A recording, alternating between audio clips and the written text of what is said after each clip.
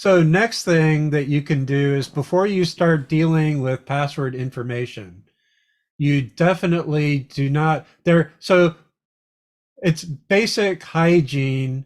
Never store passwords in clear text. Never send passwords unencrypted. Okay. So basically, bottom line is if you have a web server, never provide a form where the user types the password and then send that request over HTTP, because HTTP is an unencrypted protocol, text-based protocol. And anybody with a computer on the route between your browser and the web server can potentially access those packets that you're sending, including your web request, and see your password in plain text. So if your web server can see it, the person in the middle can see it. And in fact, the name of that attack is a man in the middle attack, because you're basically in the middle between the client and the server, and you're intercepting all of the data packets, and you can read all of them. So what we want to do is always use HTTPS anytime where passwords and user information is involved. And by default, you see out of the box, so we've been using Flask to develop a web app. It says serving Flask app. But what we haven't really talked about a lot is Flask is not actually a web server. Flask is an application written in Python that follows a protocol that lets it plug a Flask app into a web server. And by default, out of the box, if you run Flask the way we've been running Flask, what you're actually doing is starting up, so WSGI is Web Server Gateway Interface, and there's a particular Web Server Gateway interface following web server called Werkzeug, which comes bundled with Flask. And it's actually Werkzeug that we are running when we run our Flask app. So you can't run a Flask app by itself. You need a web server that it plugs into. In this case, we use the Werkzeug web server, and it runs like so by default using HTTP. So going back to the web UI file, down at the bottom here in this run method, we make an app, a Flask app, and when you call run and specify a port, that's the thing that kicks off Werkzeug.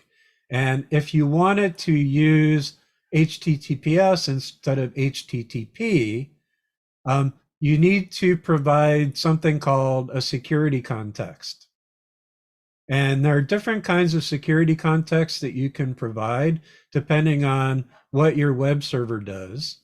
Now, I happen to have a static IP address over here. It's a business class internet account from Comcast. So I have a static IP, and I have some domain names that resolve to this IP address. And I run Apache web server on my machine. And you can actually plug your Flask app into an Apache web server and let Apache handle all of the certificates and HTTPS and all of that. And that's what I do professionally.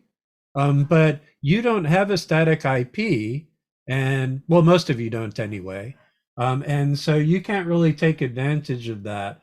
But what you can do is create a self-signed certificate.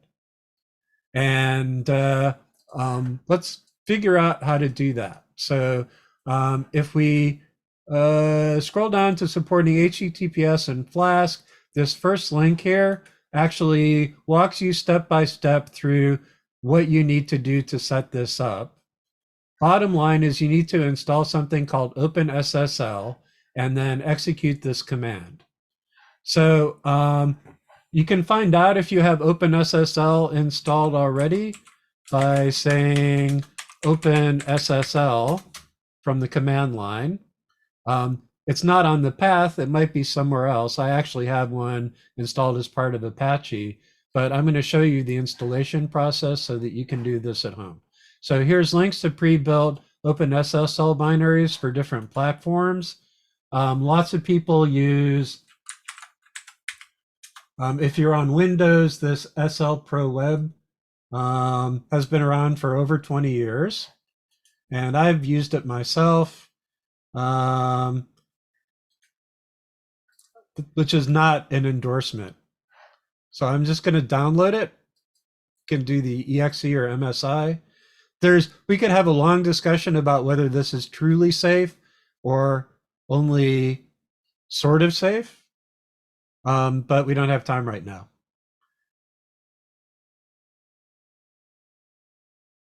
I mean, I suppose I had 5 seconds while this was downloading, but okay. Nothing is truly safe unless you compile it yourself from source and look at all of the source, which you can actually do with OpenSSL because it's open source. But if you, anytime you use a precompiled binary, you never really know for sure.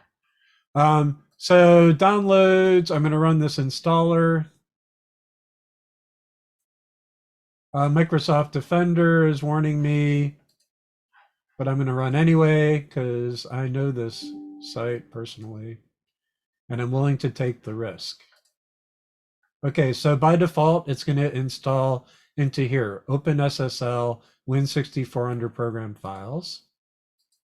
And then copy OpenSSL DLLs to Windows System Directory, or you can have a separate bin folder inside of OpenSSL. I'm actually going to take that option, but I think either one's equally safe. Or not. So basically, this thing has a bunch of crypto built into it, or not built in, but separate libraries that it comes, and then several different encryption commands. This is basically the Swiss Army knife of encryption and signing. And then it suggests a one-time personal donation. And then if you're using this for business use, it's asking for 200 some odd dollars, but to help defray the bandwidth costs. But I'm not going to. All right, so now I'm going to go ahead and close this and make a new one. And let's see if I have it on my path now. No. But what I do have is C program files, OpenSSL Win64. There's probably a bin folder in here. And then inside of there is probably OpenSSL. Yeah. So there's where my OpenSSL is. And then I'm going to go back to that page I was just showing you because I'm going to continue. All right, so I'm just going to execute this command. Basically what it's doing is encryption, and then it asks me for it's a self-signing certificate. So I have to identify myself here. So I'm in US, and then I'm in Oregon, and then I'm in Portland, and then my organization name is PCC, and then I'm in the CIS department as my organizational unit. And then most of these things you can leave blank. So common name is my name. So Mark Goodman. And then, PCC, Sylvania, TCB 312. That's enough for me. Okay. And then so I did this in my root user directory, which is not actually the right place, but I was rushing a little bit, and it's not a deal breaker or anything. So I'm going to go this PC, C:, users, Mark G. And then if I sort these two files at the top, those are the files I just created. And I want those to be inside of my project folder and the same folder where my web UI file is, because web UI file, that's going to be the thing that executes this run command, and it's going to look in the same folder where this is for these certificates. So I'm just going to drag and drop these two files into my shows folder. And this is what it looks like, by the way. So it's ASCII encoded so that it's technically human readable. It's got a header line at the top which says what it is, and then an end line at the bottom. And PEM stands for what is it? It's just an email format, actually.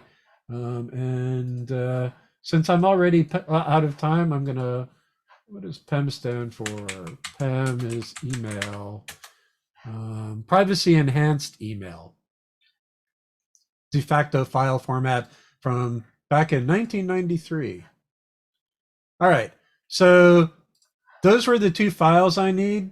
And then to actually run this, you basically need to specify an SSL context by, there's a context keyword and you give it a tuple, which includes those files.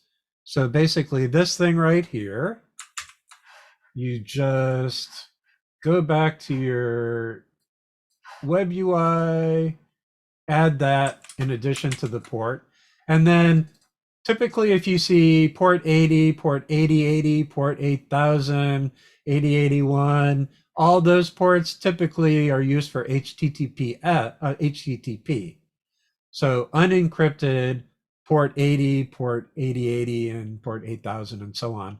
Encrypted using SSL and HTTPS is typically at port 443 by default. And so if you want some variation of that, something like 8443, that kind of thing. So I'm going to use 8443 for the port here because it's going to be using HTTPS. And then just the mere fact that I supplied this SSL context, if I rerun this now,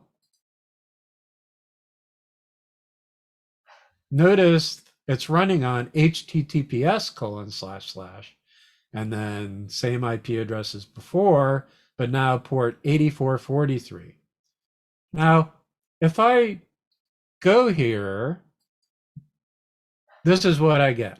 So I've provided a certificate, but it's not a real certificate. There's no certifying authority that has verified my identity and verified that I actually own the IP address that I've certified here.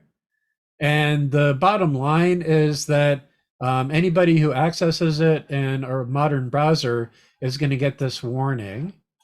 But if you go to advanced and say proceed to this anyhow, I'm connected. So this works. It's using HTTPS.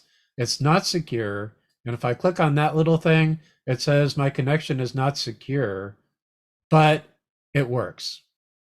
So certificate is not valid. Yeah, okay. And I can do anything that I could do before.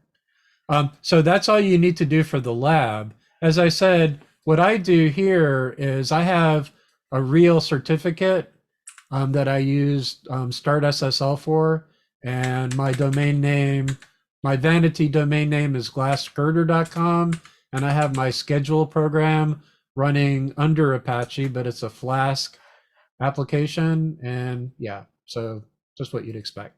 And when I do this with a real certificate, I get the solid lock, and if you click on it, it says connection is secure and all that other fun stuff. So, but it's basically not any different from that.